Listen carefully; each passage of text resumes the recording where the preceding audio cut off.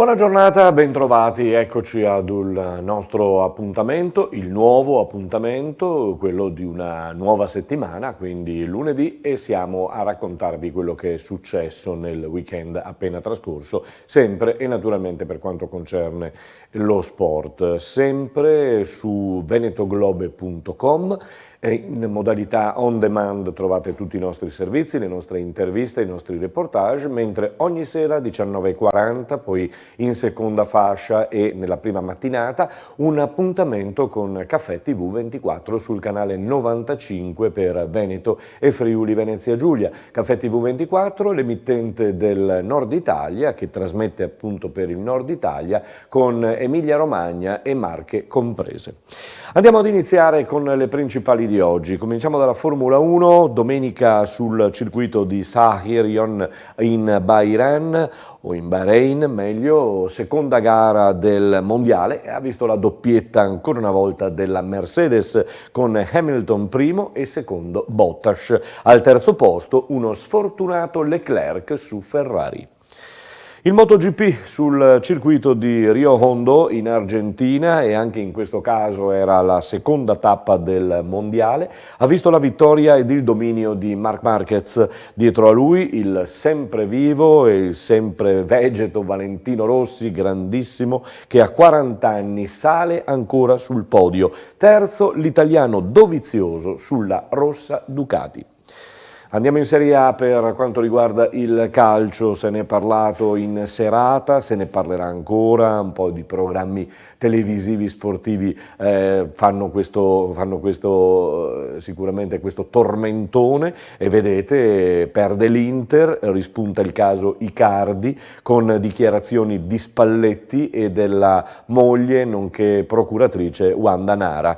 Juve vincente per 1-0 contro l'Empoli, Napoli vincente 4-1 a Roma contro la Roma di Ranieri, Milan sconfitto invece dalla Sampdoria per 1-0 grazie, si fa per dire, ad un erroraccio di Donnarumma. Domani già in campo però con il Milan in casa contro l'Udinese alle 19 e alle 21 Cagliari-Juventus.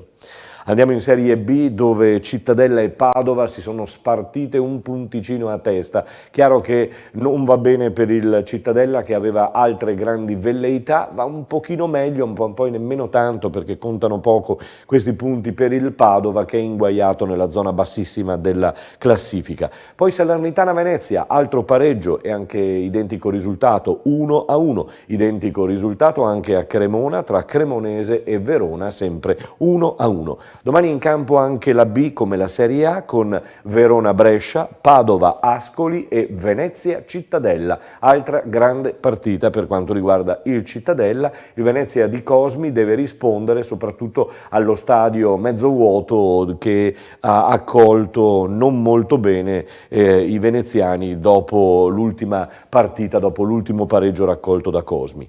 Andiamo in Serie C, dove si è giocato regolarmente, ci sono state alcune sorprese, come la prima, quella della Triestina, che perde ad Imola contro l'Imolese per 2-1. Il Pordenone pareggia in casa contro il Südtirol 0-0 e la San Benedettese porta al pareggio la Virtus Verona, anche in questo caso 1-1. Pordenone 64 punti, Triestina 57, Feralpi Salò 55.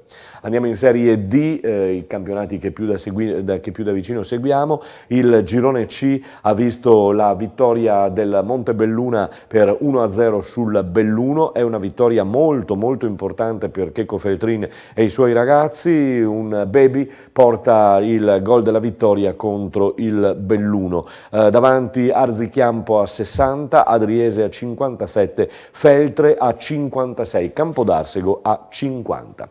Eccellenza, girone B, siamo ad un'altra giornata che ha visto alcuni risultati importanti. Mestre batte Real Martellago 4-0, c'è stata la vittoria del Giovane Treviso 3-1 ad Istrana nel derby trevigiano. Si parla ancora di Treviso con questa cordata, adesso si avvicina una cordata milanese. Voi vi chiederete: ma perché mai una cordata milanese si interessa del calcio Treviso? È una domanda che ci siamo fatti, che continuiamo a farci anche noi molte volte. La richiesta è stata fatta poi al all'avvocato Totera, dice: ma perché non c'è nessuno? Perché non c'è nessuno trevigiano che si avvicina. Sembra un po' strano, però sta succedendo ancora una volta, l'ennesima volta. Giorgione Calvinoale 0-0, Liventina batte Lia Piave 1-0 con Lia Piave che sembra aver deciso di mollare. A Treviso ancora Porto Mansuè batte Union Pro 3-1, l'Union QDP fallisce il pareggio e perde con il Tombolo a Farra di Soligo per 3-2 e non c'è ancora la salvezza. L'Union San Giorgio Sedico perde in casa contro la capolista e già promossa Luparense per 2-1. Vittorio Veneto e Nervesa si spartiscono la posta al Barison di Vittorio Veneto 1-1, ne parleremo domani con le interviste di Rito. Ha riposato l'Eclisse.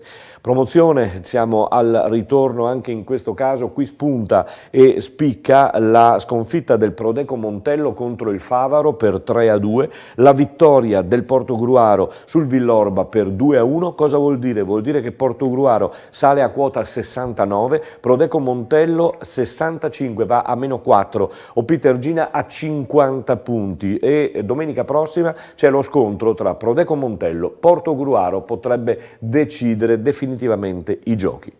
Lasciamo il calcio e passiamo al basket. È stata una giornata molto bella per la TVB Basket Treviso De Longhi. In casa ha vinto nettamente contro Roseto degli Abruzzi, ha vinto 88-61 e decisamente va a blindare il secondo posto in classifica. Sentiamo Max Menetti a fine gara in conferenza stampa.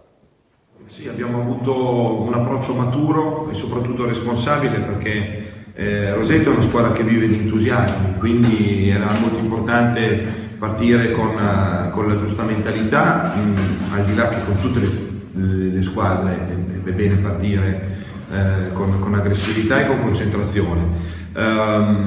Siamo stati bravi soprattutto nei primi due quarti a lasciare il meno possibile a Roseto. Abbiamo solo fatto alcune disattenzioni con Pieric, che naturalmente ci ha subito punito, a dire il vero. Poi a Roseto gli mancava anche Nicolic, naturalmente hanno dovuto alzare molto i quintetti. Da un lato ci hanno dato qualche punto di riferimento in più a livello difensivo, dall'altra parte abbiamo fatto un pizzico di fatica in più, ma è evidente che con la loro fisicità, rimbalzi in attacco, si fa veramente fatica. Probabilmente giusto 3 o 4 avremmo, soprattutto visto che li abbiamo fatti tirare comunque con statistiche con percentuali abbastanza basse, era normale un po' soffrire. Le cose buone sono sicuramente il fatto del numero di palle perse, e questo sicuramente è un indicatore di concentrazione, e il fatto che ci siamo passati la palla, e questo è positivo, e i tiri liberi. Già quello, se metti dentro le palle perse e i tiri liberi, vuol dire che la concentrazione era buona. Adesso abbiamo un'altra settimana veramente dura da fare, perché è quello che stiamo facendo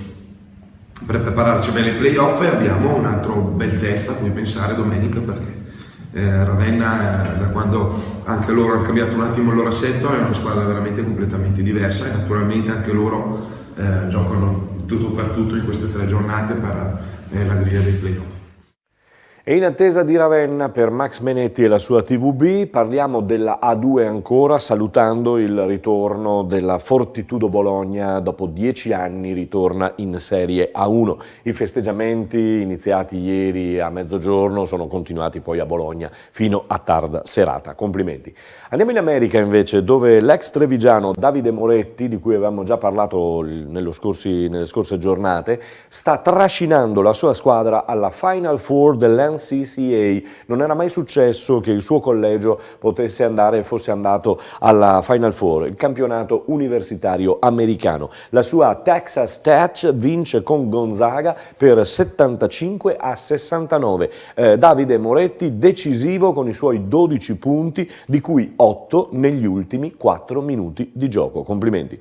Di nuovo basket, Ponzano femminile in A2 nella partita casalinga contro Costa Masnaga, seconda della classe, ha perso per 68-62, ma disputando una bellissima gara. È stata anche sfortunata in alcune occasioni, veramente certe volte il pallone non voleva entrare a canestro. Ora andrà a Carugate la prossima settimana con l'imperativo e l'obbligo di vincere. La Ruker Sanve, per chiudere la parentesi dedicata al basket basket trevigiano e non. La Ruker Samve, vi dicevo, a Vicenza perde 79-79 a 74-74, il termine comunque di una buona gara. Ora la compagine di Marco Mian attende al Pala System di Saccon di San Mendemiano sabato prossimo il Desio, che è il fanalino di coda di questo campionato. Andiamo a parlare di volley perché le ore sono poche, quelle che mancano, meno di 24 ore al match clou, al match importante di Champions, quello che può valere una stagione, quello che può valere una finale per quanto riguarda Santarelli e le sue ragazze. Però prima c'è stato il campionato al Pala Verde a chiudere la regular season per la squadra di Santarelli. È arrivata sabato sera Busto Arsizio, che aveva vinto la Coppa e che però davanti alle ragazze di Santarelli ha ceduto nettamente per 3-0. Sentiamo proprio il tecnico Daniele Santarelli. L'avevo immaginata così, quindi siamo stati proprio fortunati.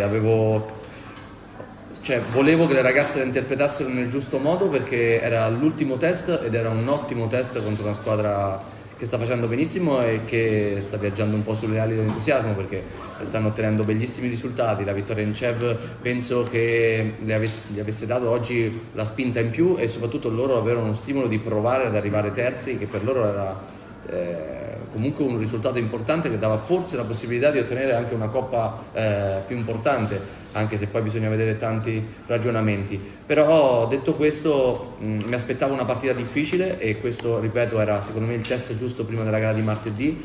Loro sono una squadra molto organizzata, che difende tantissimo e con cui ci vuole tanta pazienza. Secondo me abbiamo fatto una buona gara, anche se siamo partiti molto male. Mi ricordo 3 pallonetti caduti senza senso. Secondo me dobbiamo fare molto di più in difesa. L'approccio deve essere da subito quello giusto perché martedì non ce lo possiamo permettere. Credo però che dopo ci siamo ripresi, abbiamo fatto un buon primo set sbagliando pochissimo perché abbiamo finito con 3 errori, esatto, il primo set. Abbiamo fatto delle buone cose in attacco con delle buone percentuali. Il nostro cambio palla ha girato come sempre a meraviglia, abbiamo fatto qualcosa di più rispetto alle ultime gare nel break e questo probabilmente ha fatto la differenza. Quindi sono contento oggi del risultato, sono contento di aver ruotato la rosa, era quello che avevamo ragionato prima di questa gara qui. Ieri e oggi, parlando con lo staff al completo, avevamo deciso di partire con una formazione e far carburare tutte le giocatrici perché ci possono servire tutte quante in questo frangente. Da martedì in poi si inizia a far sul serio, no? Quindi ogni gara sarà importante e ogni ragazza si deve sentire importante e utile per questa squadra perché così è, e questa sera credo che abbiamo visto buone cose da chiunque è entrata. E allora, chiusa la pratica regular season, di cui poi nei prossimi giorni ricorderemo anche le date per le prossime partite da qui alle finali scudetto, adesso la testa, come diceva Daniele Santarelli, è incentrata e concentrata per la partita di domani sera. Ore 20:30 alla Pala Verde di Carità di Villorba arriva il Fenerbahce, seconda squadra turca che dobbiamo affrontare per questo cammino verso la finale di Berlino per quanto riguarda la Champions, ed è una Fenerbahce che naturalmente è targata Samantha Brithio, no? L'ex giocatrice di Conegliano, arriva per la prima volta al Pala Verde da avversaria, ha già mandato dichiarazioni dicendo che insomma sarà dura perché averlo contro il Pala Verde è sempre brutto, però sappiamo anche la vera forza di Samantha Brithio quando giocava qui al Pala Verde con il pubblico a suo favore, insomma ha fatto del male a moltissime squadre, male sportivamente parlando. Si gioca domani sera 20:30 al Pala Verde, ritorno il 9 ad Istanbul. In bocca al lupo, ne parleremo anche domani.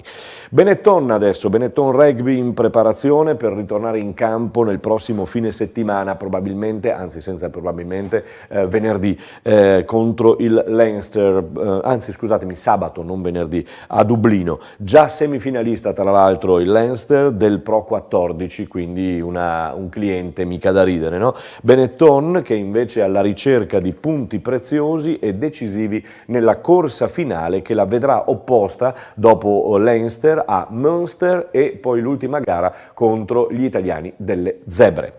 Chiudiamo con la Treviso Marathon, perché ieri si è corsa la Treviso Marathon, una bella Treviso Marathon sotto il profilo meteorologico, sotto il profilo del panorama, Sile, Restera. Peccato che naturalmente non ci sia stato l'arrivo in centro città come negli altri anni. E allora andiamo a sentire il servizio per quanto riguarda la Treviso Marathon. È contento ovviamente per aver rivinto, il percorso andava bene, però il caldo è quello che ha fatto la differenza quest'anno, che era caldissimo e purtroppo è andato così. Contentissima di aver vinto il suo debutto, era molto caldo, il tempo non è venuto per quello, però quello che gli è piaciuto tanto, che in qualche paesino durante il percorso c'era la gente con musica e questo gli ha fatto molto piacere. La soddisfazione più grande è aver visto tanta gente sorridente, anche se molto stanca perché il caldo ha lasciato il segno sicuramente, ma dai nostri volontari al pubblico, agli atleti stessi ho visto tanti sorrisi, tanta felicità, tanta serenità e felici e contenti perché comunque qui c'è uno spazio, la giornata tra l'altro è molto gradevole, anzi fin troppo caldo quasi per una maratona, ma lo spazio permette di fare tante cose, comprese buttarsi sulle aiuole e prendere il sole, quindi veramente bello. Belle queste immagini che arrivano della Treviso Marathon, che si è conclusa alla grande, 16ª edizione. Complimenti naturalmente, ci auguriamo che magari nelle prossime edizioni si possa arrivare di nuovo in centro a Treviso, come meriterebbe una maratona. Che insomma, perché New York si corre in centro, mi pare, Milano e Roma e tutti gli altri paesi, soltanto Treviso ha queste difficoltà. Bene, noi chiudiamo e vi diamo appuntamento a domani, solita ora, solito appuntamento, solito spazio e soliti canali. Canale 95 per quanto riguarda Caffè TV 24 e poi venetoglobe.com, dove trovate tutto in modalità on demand. Buona giornata.